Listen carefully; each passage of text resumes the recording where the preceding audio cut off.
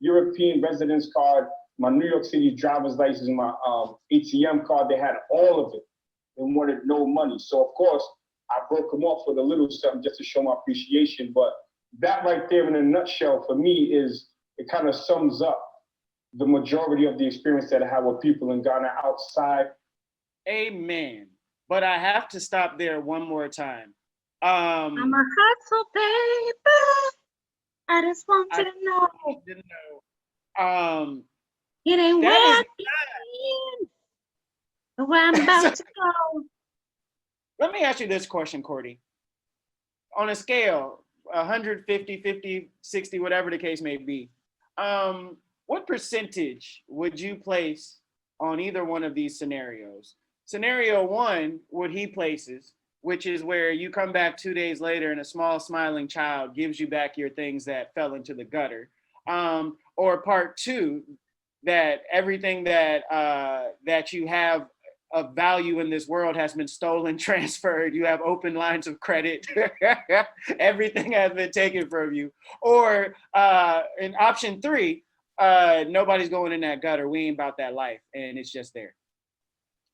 So what I think probably happened is when he fell into that gutter, I don't know who he was with, but they probably realized that he dropped his and he didn't realize alcohol can be dangerous. And then maybe they realized I can't really do nothing with it. They decided to return it. I think chances of somebody randomly recognizing you in Osu, where there's literally Oxford Street in particular, where there's literally hundreds, if not thousands of people walking up and down that street every single day.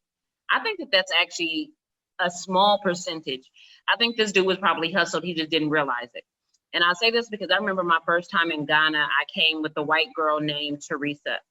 And it was so interesting because these two Ghanaian dudes, like randomly, we were also on Oxford Street, randomly walked up to us and they asked us where we were going. And they were like, okay, please, we want to give you a ride to make sure that like you get home safe.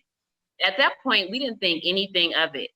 So then, you know, they just exchanged numbers. One of the guys lives in Canada. So then, you know, we ended up talking maybe like weeks later. He was going back to Canada the next day.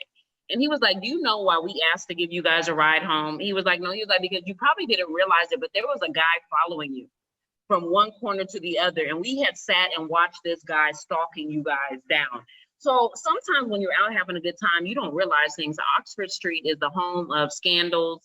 It's the home of scams. I even remember once I got in a taxi that tried to steal my phone. He didn't know I was like from a proper, had been like the way I blazed the dude. Like I didn't come to Accra today, my friend. Like this hustle, I know. Like, oh, I can't get the door unlocked. He's reaching over, helping me. Meanwhile, reaching in my bag. Before I even got out the taxi, I'm checking my bag. I'm like, where's my stuff? Slowly but